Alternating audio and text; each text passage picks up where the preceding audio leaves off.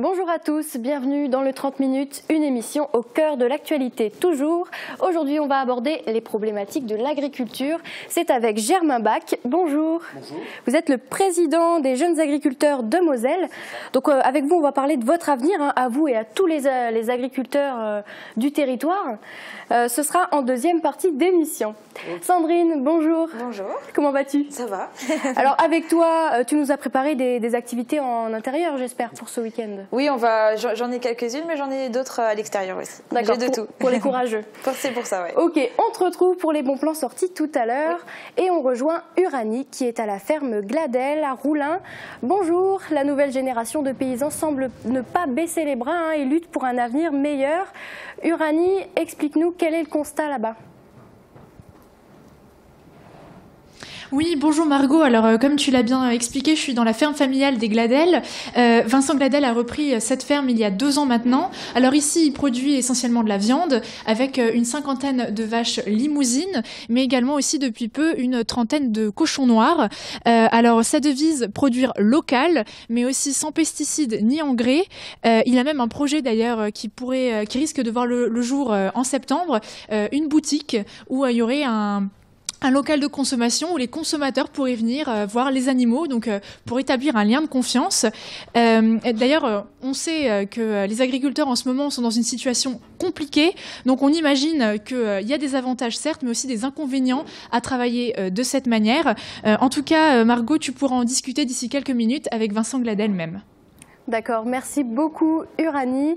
En attendant, voici le 60 secondes. Gaia Trend continue son incroyable expansion à Rohrbach. La société créée il y a 10 ans surfe sur le créneau extrêmement porteur de la production de liquide pour cigarettes électroniques. Alors qu'elle envisageait de se développer à Henryville, c'est un changement de cap. Elle construira finalement 8000 m² de nouveaux locaux à Rohrbach. 10 ans déjà de coopération transfrontalière en matière de soins infirmiers, le partenariat entre l'IFSI de Sarreguemines et l'hôpital de Völklingen est un succès qui se pérennise. L'anniversaire a été célébré en présence de la ministre de la Santé, Monica Bachmann, et des acteurs français. Des adolescents revisitent des scènes cultes du cinéma hollywoodien à la médiathèque de Sarreguemines. En compagnie de Stéphane Hassin, vidéaste à Forbach, ils reproduisent des extraits marquants de différents films comme Star Wars ou Titanic.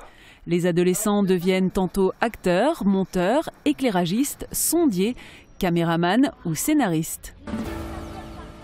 Opération Animaux, petits poissons deviendront grands. En participant au grand quiz du centre nautique, les enfants progressent de manière ludique. Ils partent en immersion, récupérer des objets au fond de l'eau ou perfectionnent leur battement de pied en prenant part à des courses improvisées. L'activité est ouverte en priorité aux enfants des 38 communes de l'agglo. Gros succès, les tout-petits se familiarisent avec le milieu aquatique. Encadrés par 2 éducateurs sportifs, ils apprennent à entrer dans l'eau, à flotter ou à s'immerger entièrement. Cette activité Aglo Academy est victime de son succès. Il n'y a plus de place disponible aussi bien cette semaine que la semaine prochaine. La vague de froid se poursuit encore aujourd'hui. Germain Bach, ça ne doit pas être facile de travailler dehors, notamment pour les agriculteurs. Comment on fait face à ce froid, ce gel ? C'est sûr, on a l'habitude de travailler dehors, donc il faut bien se couvrir comme tout le monde. Mais après, une fois qu'on est dehors, après ça va. C'est la résistance au froid qui est le plus dur. Parce que s'il n'y avait que le froid, là ça irait. Mais le gel, ça fait du bien quand même. Il le fallait quand même, parce qu'un hiver sans gel, ça serait pas normal. Donc il n'y a pas que des inconvénients. Non, il n'y a pas que des inconvénients. Je vais laisser Sandrine Serbino nous dire quel temps il fera demain. Avec le Crédit Mutuel, partenaire des grands événements sportifs.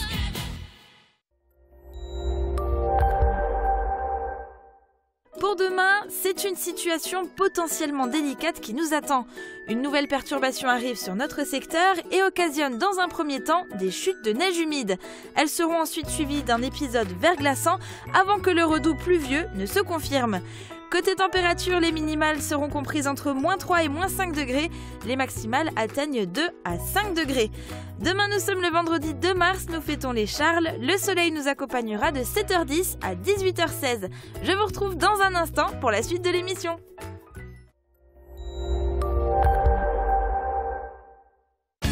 Au Club Bouygues de Sarreguemines, Forbach et Saint-Avold, vous profitez du plus grand réseau 4G de France, de la puissance de la fibre et d'un large choix de téléphones portables. 10 ans de coopération entre l'IFSI de Sarreguemines et l'hôpital de Volklingen. En présence de la ministre des Affaires sociales, de la Santé, de la Femme et de la Famille, Monica Bachmann, les acteurs de cette coopération ont célébré cet anniversaire. Ils ont souligné la qualité toujours plus présente de la formation en soins infirmiers. Les perspectives d'avenir ont également été abordées. Retour en images. Il y a comme un air de réussite. Depuis 10 ans déjà, l'IFSI de Sarreguemines et l'hôpital de Volklingen travaillent main dans la main pour assurer une formation de soins infirmiers de qualité. 130 étudiants en stage en Allemagne, plus d'une quarantaine d'inscrits dans le module optionnel d'allemand en France et plus de 500 participants aux actions transfrontalières lors de ces 10 années de coopération. Au-delà du bilan chiffré, une réussite qualitative et d'intégration qui se confirme. On était toujours bien intégrés à l'équipe, on pouvait faire tous les soins que proposait le service.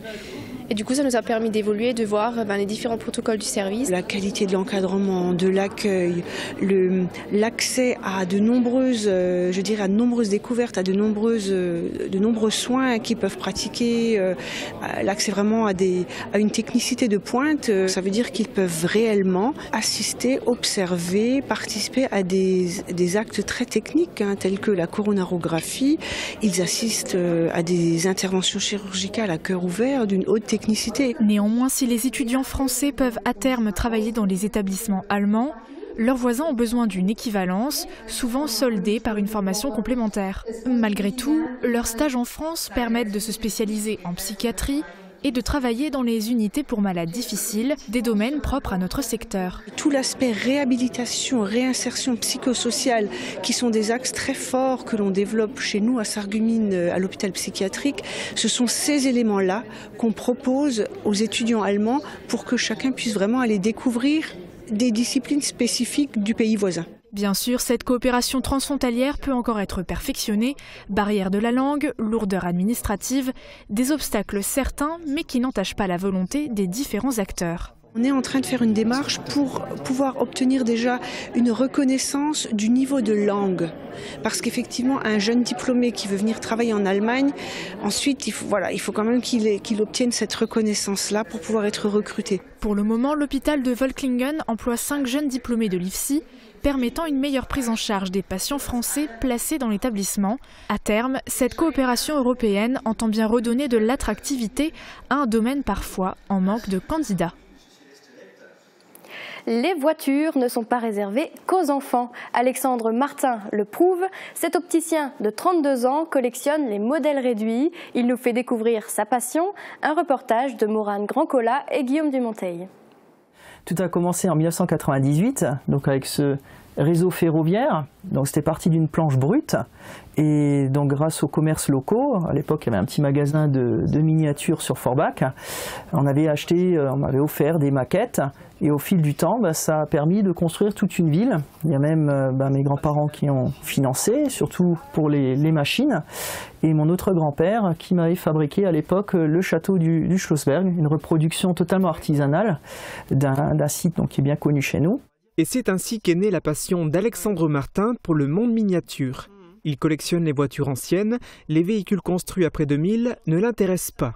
Il possède des voitures de collection des années 90, des 2 chevaux, des camions de pompiers, des véhicules de police et de gendarmerie et également des voitures de rallye. Depuis le plus jeune âge, donc ma génération, étant née en 85, on avait les collections Majorette, Solido, Nos Rêves qui ont rythmé nos cours de récréation. Et donc bien sûr, c'était mes parents et grands-parents qui de temps en temps m'achetaient un modèle, mais très vite est venue l'envie de collectionner, d'aller un petit peu plus loin que d'avoir que des jouets et d'en prendre soin. et de compléter par tel modèle, généralement inspiré de ce qu'on voyait dans la rue, comme voiture. C'était notre environnement et c'est comme ça qu'est venue l'idée de collectionner un peu plus en détail les voitures à cette échelle-là. À savoir le 1/43e. Sa collection compte des centaines, voire des milliers de modèles réduits. Moi, je trouve que... Vous venez de voir une facette de l'intérêt que porte Alexandre Martin pour les voitures miniatures. Vous en verrez une autre demain, à savoir la fabrication de modèles réduits. Un nouveau supermarché Lidl a ouvert ses portes sur la zone Europe de Forbach, un magasin qui va remplacer celui de la rue Nationale tout en s'agrandissant. Les clients se sont rendus sur place en nombre à l'occasion de cette ouverture. Le projet a permis la création de 12 emplois sur place. Reportage. À l'endroit où était installée l'usine Schaeffer sur la zone de l'Europe, un nouveau magasin est sorti de terre en quelques mois. Un supermarché Lidl de 1700 m² où travaillent 24 personnes, dont les 12 employés de l'ancien magasin de la rue Nationale. Alors, nous avons 3 magasins sur la ville de Forbach et pour conserver cette proximité, nous avons décidé de conserver ces 3 magasins mais de les améliorer. Il y a des programmes d'investissement qui ont été réalisés sur les magasins du quartier du Chênec et sur celui de la rue Saint-Guy. Et celui de la rue Nationale, lui, devenait trop petit, arrivait à saturation commerciale. Et donc nous avons décidé de le transférer sur un nouveau site pour y construire notre nouveau concept de bâtiment. Ce nouveau concept, c'est un magasin avec un grand parking et de larges allées. Les produits n'ont pas changé, mais ils sont présentés différemment. Côté bâtiment, Lidl a engagé 4 millions d'euros dans la construction. Ce nouveau magasin est plus respectueux de l'environnement que ses prédécesseurs. Nous avons mis en place des panneaux photovoltaïques sur la toiture, donc ça représente 500 m² qui sont réinjectés dans le magasin. Donc c'est pas une énergie qu'on revend à EDF, donc c'est de l'autoproduction. En plus de ces panneaux-là, comme vous l'a dit M. Forjard, on a mis en place des places électriques en libre service gratuites pour nos clients. L'éclairage que vous voyez également en surface de vente, c'est du LED basse consommation. Donc Lidl s'inscrit vraiment dans une démarche écologique et en termes d'image Lidl, c'est bien plus bénéfique pour nous aujourd'hui. Pour son premier jour d'ouverture, le nouveau Lidl a fait le plein des clients et des curieux à la recherche de bonnes affaires. De quoi donner du travail aux 24 employés du site. A noter qu'un nouveau Lidl sera également bientôt disponible à Sarreguemines. Le magasin situé rue des Ormes va voir son espace de vente passer de 885 à 1479 m². Mosaïque vue par les stagiaires. Des élèves étaient en stage de 3e la semaine dernière chez Mosaïque. 5 d'entre eux ont décidé de parodier la chaîne en créant leur propre émission, le 37 minutes et demie. On salue leur travail et leur motivation. Regardez. Bonjour à toutes et à tous et bienvenue dans ce 37 minutes et demie. Aujourd'hui, sur Mosaïque, nous recevons un invité spécial, Albert, qui est alsacien. Bonjour Albert. Bonjour. Et notre chroniqueuse Nesrine Bentaleb, qui va nous parler de la question du jour et des sorties à faire cette semaine. Bonjour. Bonjour. Mais avant tout ça, un petit reportage sur nos locaux qui ont beaucoup changé ces dernières années. Bonjour à tous, on se retrouve pour faire un petit tour des locaux de Mosaïque. Comme vous pouvez le voir, voici un de nos bureaux où travaille une de nos employées. À présent, je vais vous montrer le cas régie.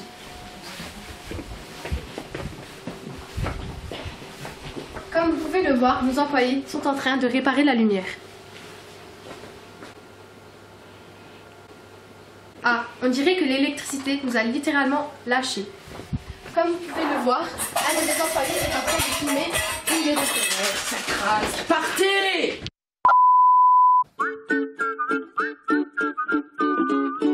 Il m'a dit que mon carte pouvait frotter. Quoi? Mon carte pouvait frotter. Je comprends pas, mais je te jure, je comprends pas du tout. Faut tailler l'image de l'audition à Sarreguemines.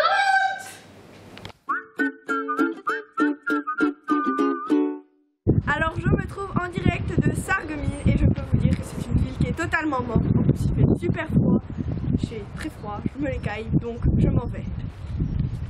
Bonjour, qu'est-ce que vous pensez des micro-trottoirs? On fait un micro-trottoir sur les micro-trottoirs.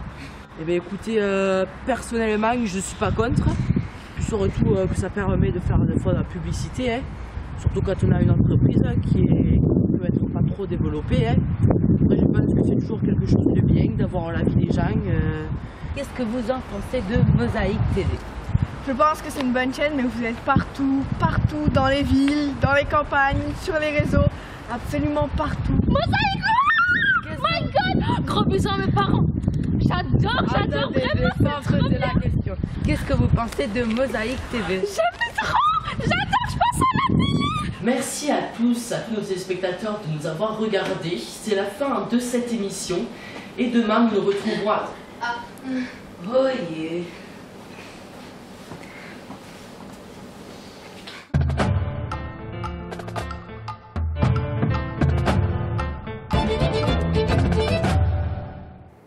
La question du jour, l'avenir des jeunes agriculteurs en Moselle. On se retrouve juste après une page de pub pour la suite de l'émission.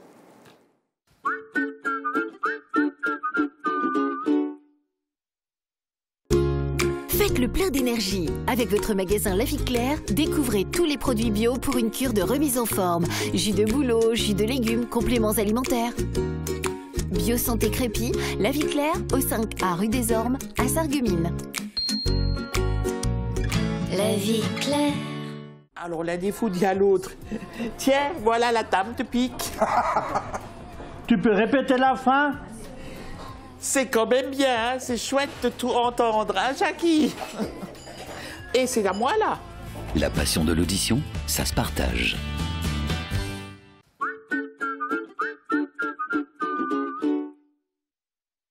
Niché dans un écrin de verdure, au bord de l'autoroute à Hombar, l'hôtel Sweet & Smart vous accueille pour 50 € la nuit. Sweet & Smart soutient à fond le SFC. Fort de ses 70 agences et de ses 6000 intérimaires par jour, DLSI soutient le SFC en championnat. DLSI, l'énergie de vos emplois et de vos footballeurs. Match à domicile pour le SFC samedi. Pour cette 20e journée de championnat, les faïenciers accueillent Lunéville. Objectif, prendre un maximum de points. Votre soirée football, c'est samedi à 18 h en direct sur Mosaïque.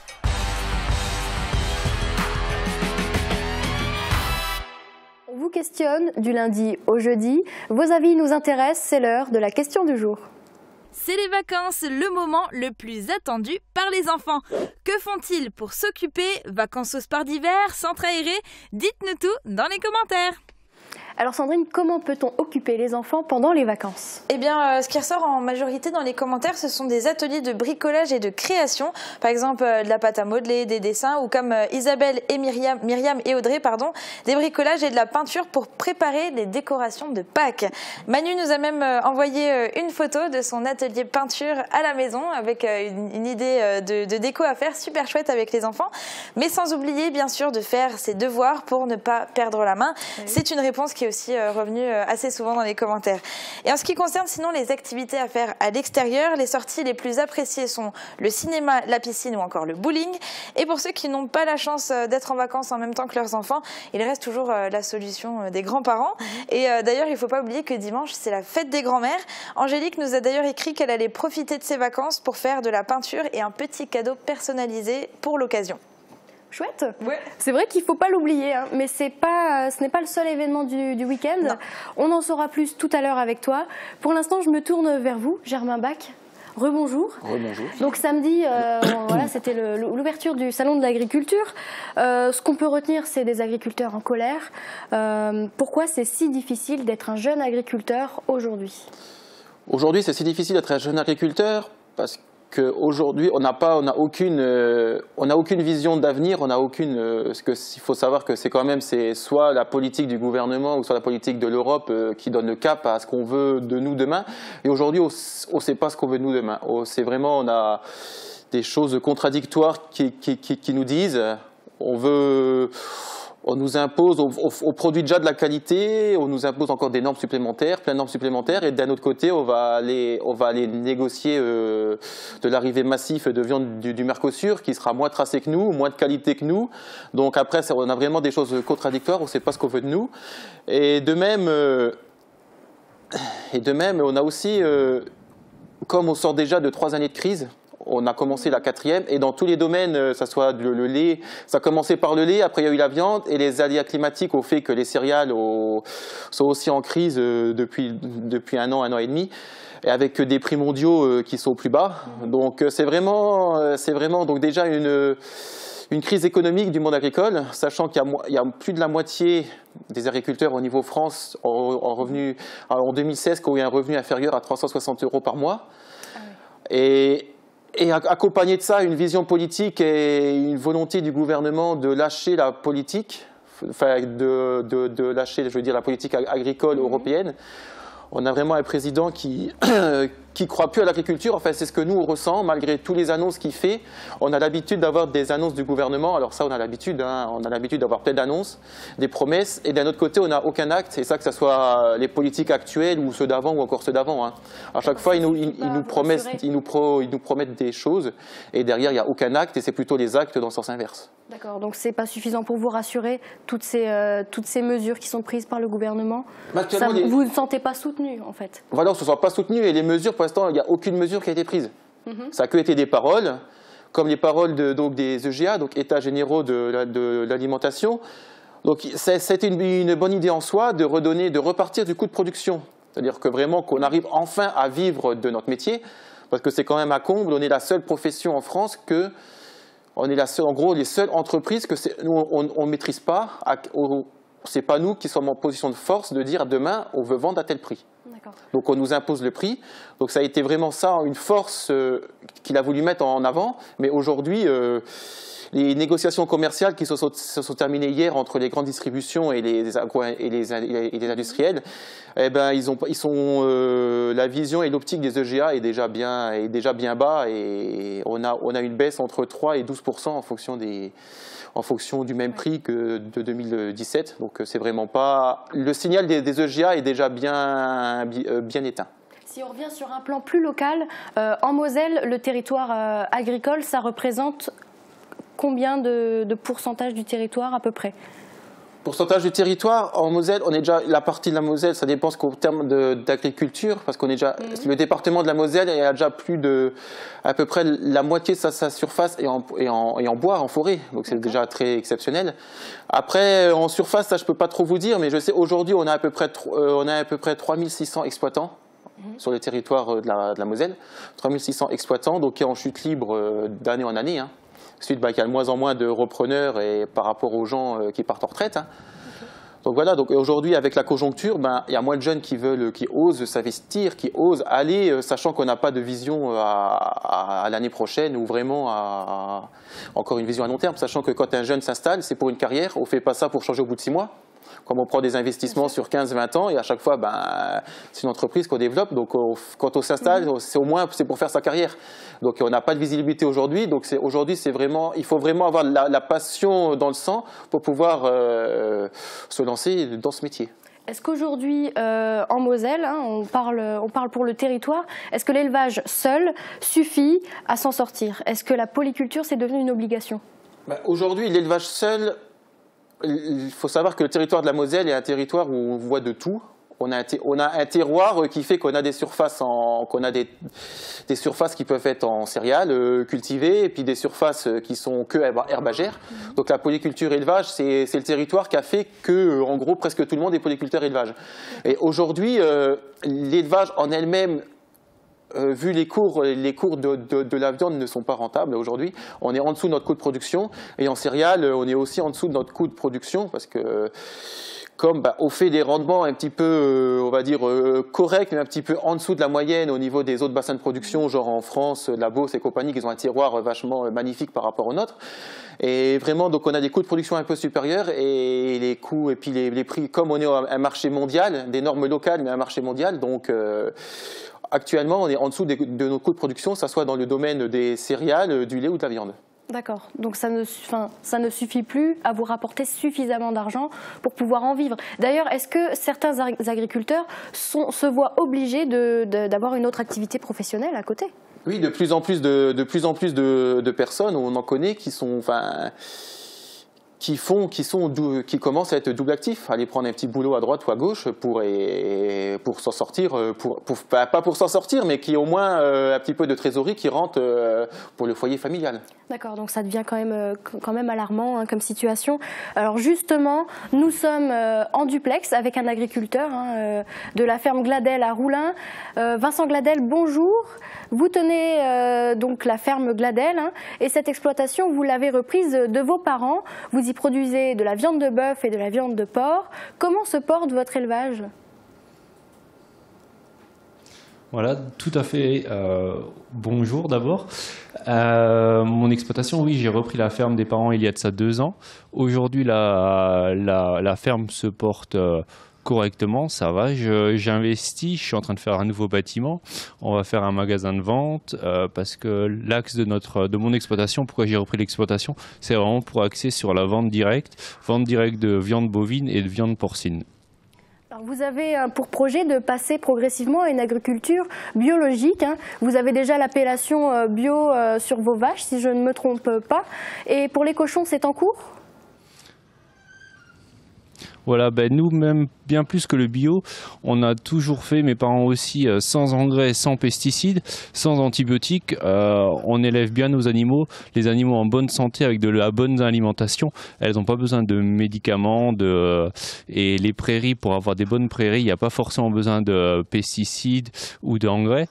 Chez nous, c'est 100% naturel et c'est vraiment un optique de faire de la bonne alimentation pour nos clients qui sont ravis et satisfaits de la qualité de nos produits.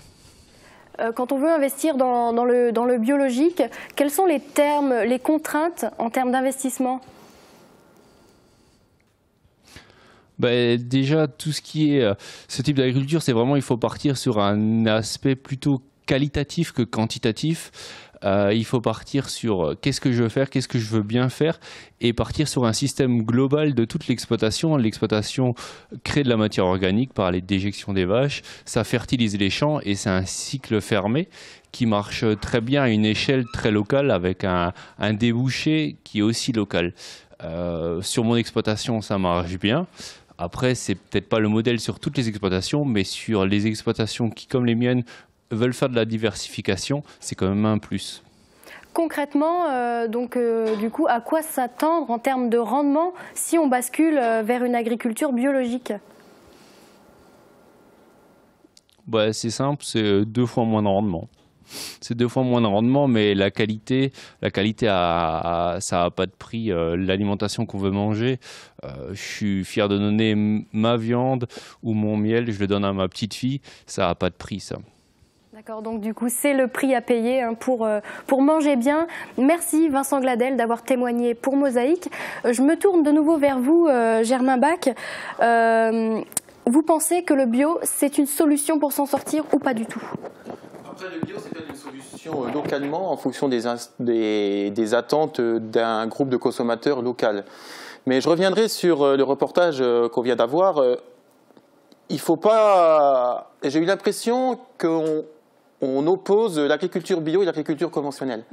En gros, d'après ce que, comme j'ai compris, le bio, c'est la qualité. Oui et non. En conventionnel, on fait aussi de la qualité.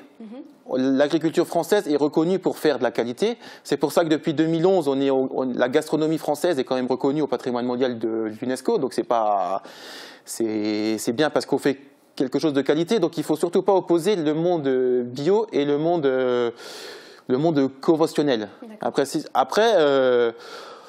il dit qu'on ne met pas d'antibiotiques ou quoi que ce soit. Après, une bête qui est malade, il arrive un moment, même avec tout ce qu'on veut en mixture de plantes, il y a un moment où on n'arrivera pas à la soigner. Donc, soit pour la soigner correctement, quand nous, demain, on est malade, qu'on va à l'hôpital, on est bien content qu'on soit soigné avec des antibiotiques, ou en gros avec du chimie, entre guillemets. Donc il ne faut surtout pas contredire le bio et le conventionnel.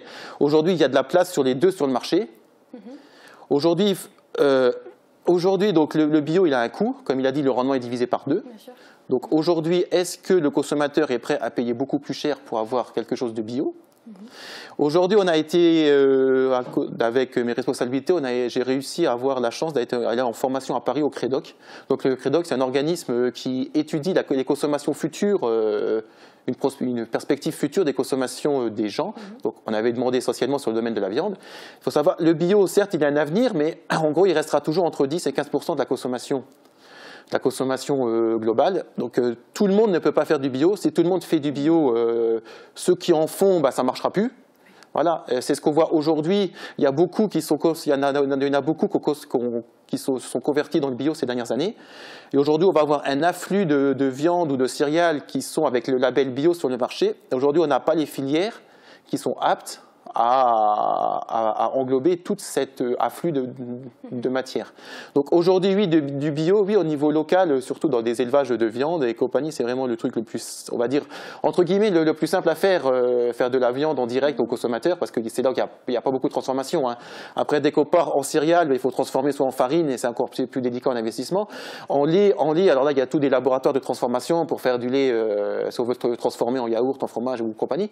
Donc voilà, mais voilà, oui, le bio a un avenir si c'est une volonté d'un groupe de consommateurs local qui viendra acheter de la viande localement. Voilà. Autrement, dès qu'on va passer par un intermédiaire ou deux intermédiaires, c'est sûr qu'arrive à la fin, le producteur c'est pas lui qui n'aura rien. Et l'agriculture conventionnelle, alors, elle a un avenir aussi ? Il faut ça. Comme aujourd'hui, le consommateur, il a un pouvoir d'achat. On ne peut pas demander aujourd'hui le consommateur. C'est entre 10 et 13% de son portefeuille chaque mois qui va dans l'alimentation. Demain, il ne sera pas, hormis ce qu'on dit à la télé, devant les médias, ils sont tous prêts à consommer plus, mais la réalité, c'est non. Quand ils sont devant le rayon du supermarché, tout le monde ne va pas prendre tout le monde ne va pas prendre et ne pourra pas prendre à cause de son pouvoir d'achat du label rouge et compagnie. Aujourd'hui, il y a des viandes de qualité qui sont en label, qui sont pas. Donc ils sont en label, donc ils ont aussi des contraintes proches du bio, mais qui ne sont pas bio, et qui sont aussi bonnes gustativement que certains qui sont dits en bio. Voilà, donc aujourd'hui on a un pouvoir d'achat, le consommateur français n'est pas prêt à mettre plus son pouvoir d'achat, malgré ce qu'il dit.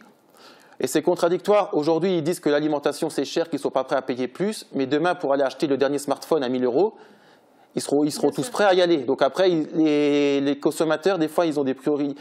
Ils nous disent des choses, mais ils ont des priorités ailleurs. Donc il faut vraiment qu'ils se remettent en question. Parce que c'est eux, demain, en augmentant, s'ils peuvent augmenter un petit chouïa leur pouvoir d'achat au niveau alimentation, c'est eux demain qui feront la pluie et le beau temps pour savoir ce qu'ils veulent demain en alimentation et en produits. Bien sûr, parce que c'est sûr qu'au départ, tout vient de la production au final. Hein. S'ils ne sont pas prêts à mettre plus, vous ne pourrez pas produire plus. Ah ben non, ça, et après, il faut savoir qu'aujourd'hui, on produit de la qualité où on perd de l'argent. Les dernières négociations commerciales, comme je l'avais dit, qui se sont terminées hier, c'est pas dans le bon sens. Donc aujourd'hui, on ne peut pas tout le temps payer moins et avoir de la qualité. Il arrive un moment, la qualité, elle a un prix. Donc il faut savoir si on est prêt, il faut pouvoir mettre le juste prix. Déjà au niveau du consommateur. Et certes, on a beaucoup de choses, nous, à faire dans la filière et que surtout le gouvernement, et il faut que les consommateurs soient avec nous derrière pour qu'ils fassent pression avec nous parce qu'il y a beaucoup de valeurs ajoutées qui partent ailleurs. Il faut savoir que sur 100 € que le consommateur achète en magasin de produits alimentaires, il y a seulement entre 6 et 7 € qui revient au producteur. D'accord. Il y a plus de 25 € qui revient au supermarché. Et donc, qui travaille le plus, c'est le producteur ou le supermarché? Voilà la question. Sur le plan national, hein, pour faire un petit peu opposition à tous ces points négatifs, on annonce une hausse des prix de 3 à 4% du lait. Est-ce que le lait, c'est rentable sur le territoire? Le lait, oui, j'ai vu ça, c'est sorti hier, 3 à 4% d'augmentation du prix du lait, mais que sur des produits, une certaine catégorie de produits frais. Donc déjà, l'augmentation est certes. Mais on part de tellement bas, donc 3 à 4% de tellement bas, on sera toujours... Aujourd'hui, il faut savoir que nous, on estime un coût de production entre 350 et 370 € des 1000 litres qu'on a. On est tombé il y a 2 ans à 250, 260. Oui. Cette année, comme je suis producteur de lait, en ce moment, je suis à 320. Donc voilà, donc 3 à 4%. C'est peu au final. 3 à 4%, j'ai calculé chez moi. Donc si vraiment, après, il faut savoir si c'est 3 ou 4%. Donc c'est une augmentation que les distributeurs vont acheter aux industriels. Après, pour que ça redescende aux producteurs, il y a encore de la marge. Hein. Ça, on n'est pas sûr du tout. Et même si l'ensemble de la marge redescend aux producteurs, j'ai fait le calcul chez moi, ça fera donc 600 € en plus mensuel par mois en plus de chiffre d'affaires supplémentaire. Donc après, j'aurai les charges sociales en plus à payer. Et tout ça, il faudra après le diviser. On est à 4 à travailler sur l'exploitation, donc divisé par 4. Donc à la fin, sachant que la moyenne est à 360 € par mois mensuel qu'ils ont gagné. Donc c'est vraiment, on parle de hausse. Moi, à 3-4%, je ne parlerai même pas de hausse, que c'est vraiment pas ça. C'est vraiment, pardon, de hausse. C'est pas ça qui va changer quoi que ce soit. Nous, c'est des hausses c'est au moins des hausses à 2 chiffres, ou c'est même pas des hausses à 2 chiffres pour nous. Mais aux consommateurs, ça ne va rien changer. Hein. Si chacun en prend un peu moins et se gave un peu moins dans les poches.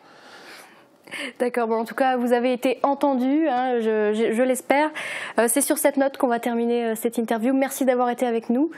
On va passer, je vous en prie, on va passer au bon plan sortie. C'est avec Sandrine. Et le mercredi, c'était le jour de la sortie des films au cinéma. Et à ce sujet, tu as plusieurs sorties à nous proposer. Tout à fait. Alors, je commence à Putelange, où le Foyer des Lacs vous invite au foyer culturel ce vendredi pour 2 projections. La première, c'est le film Drôle de petite bête qui sera projeté à 17h45. Et le second film, c'est Ami Ami qui sera diffusé à 20h. Pour les 2 films, l'entrée est de 4,50 € pour les adultes et 3,50 € pour les moins de 15 ans. Ensuite, côté sortie, du côté des cinémas Forum de Sarreguemines, cette semaine, parmi les films à l'affiche, vous pourrez retrouver La Ch'tite Famille avec Danny Boone, Laurence Arnay, François Berléand, Lynn Renaud et Pierre Richard pour ne citer que. Et vu le casting, vous l'aurez compris, c'est évidemment une comédie qui a vraiment l'air très sympa à aller voir en famille ou entre amis. Ok, et pour ceux qui ne veulent pas rester enfermés, hein, malgré le froid, oui, tu as quand même quelques idées de sorties à faire à l'extérieur. Oui, tout à fait, et notamment la 47e marche populaire internationale organisée dimanche par l'association Neuf Granges Ça Marche. 2 circuits de 10 et 20 km vous seront proposés, mais également un parcours adapté de 5 km. Les départs auront lieu au gymnase de Neuf Granges de 7h à 14h pour les parcours de 5 et 10 km et de 7h à 13h pour le parcours de 20 km. Ok, et on reste dans la nature puisque tu nous proposes un atelier autour des arbres. Oui, avec les arboriculteurs de Ambar qui vous proposent des cours de taille des arbres ce samedi de 14h à 17h à la maison des arboriculteurs de Ambar. Les cours seront assurés par un animateur de l'UTSA. Et on retourne au chaud pour profiter d'une exposition et faïence. Oui, alors il s'agit du salon des antiquités et des faïences anciennes organisé par les Amis des musées et des arts. Tout le week-end, vous pourrez admirer ou faire l'acquisition d'objets de plus de 50 ans d'ancienneté et notamment de faïences anciennes. Rendez-vous samedi ou dimanche de 10h à 18h dans la salle des fêtes de l'hôtel de ville de Sarreguemines. Tu nous proposes maintenant un atelier pour une bonne action. Oui, alors il s'agit de l'atelier de fabrication des poupées frimousse de l'UNICEF. Tous les premiers samedis du mois, des bénévoles de l'antenne UNICEF de Sarreguemines se réunissent de 14h30 à 16h30 dans leur local qui est situé au 17A rue Poincaré à Sarreguemines pour confectionner justement ces poupées frimousse et vous êtes invités à les rejoindre. Ces poupées seront ensuite vendues pour collecter des fonds pour soutenir des programmes de vaccination. D'accord. Voilà. Tu nous invites à danser à Putelange ? Oui, alors pour l'occasion du thé dansant qui est organisé par Europa 2000 ce dimanche de 14h à 14h30 à l'espace culturel de Putelange. Et l'entrée est de 6 € et l'ambiance est assurée par l'orchestre Facile à danser. Super. Direction le Pays de Beach maintenant pour un concert dans la boîte noire. Oui, alors c'est ce samedi, la Halle Verrière de Meisenthal va accueillir les Fatal Picard. Alors ils avaient représenté, je ne sais pas si vous vous souvenez, la France à l'Eurovision 2007 avec la chanson L'amour à la française et c'est vraiment ce qui les avait propulsés. Et aujourd'hui, ils n'ont pas changé, ils sont toujours aussi déjantés sur scène avec des chansons pleines d'humour, d'humour noir le plus souvent, mais c'est ça qui fait leur charme. Et pour avoir la chance d'aller les voir sur scène, une seule adresse, la Halle Verrière de Meisenthal ce samedi à partir de 20h30 et l'entrée est à 23 € sur place ou 20 € en prévente. Eh bien, moi qui suis picarde, ce n'est pas moi qui vais vous dire de ne pas y aller. Hein, je vous le conseille. Et merci Sandrine. La semaine prochaine, par contre, tu n'es pas là. Qui c'est qui va nous présenter les sorties ? Normalement, c'est Julia qui sera à ma place. D'accord, super. Donc on en aura quand même. Ne vous inquiétez pas. Cette semaine, le drone de Mosaïque, piloté par Marc Huder, vous emmène vers de nouveaux horizons. Partez pour Bliesbruck, embarquement immédiat.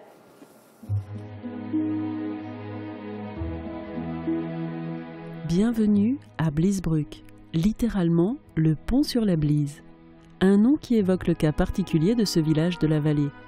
Il est le seul côté français à empiéter des deux côtés de la rivière. La vallée est occupée par l'homme depuis des temps immémoriaux. En témoigne le parc archéologique européen de Bliesbrück-Rheinheim. Depuis la découverte de la ville gallo-romaine en 1972, on fouille chaque année et chaque fouille apporte de nouvelles informations qui contribuent au développement touristique du lieu.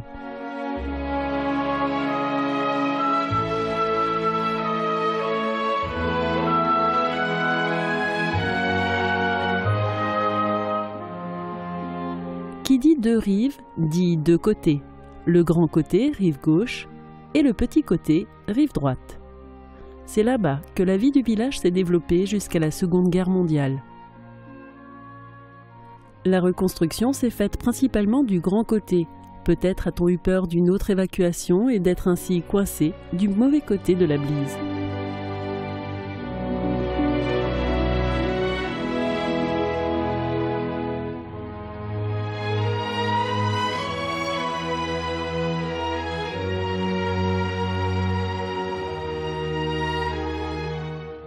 La gare se trouve sur les hauteurs du Grand Côté, mais il n'y a plus de chemin de fer.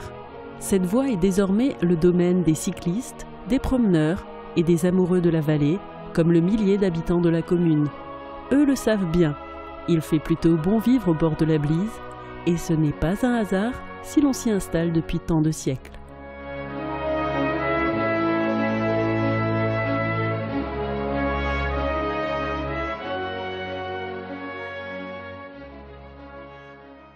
C'était le 30 minutes, merci de l'avoir suivi.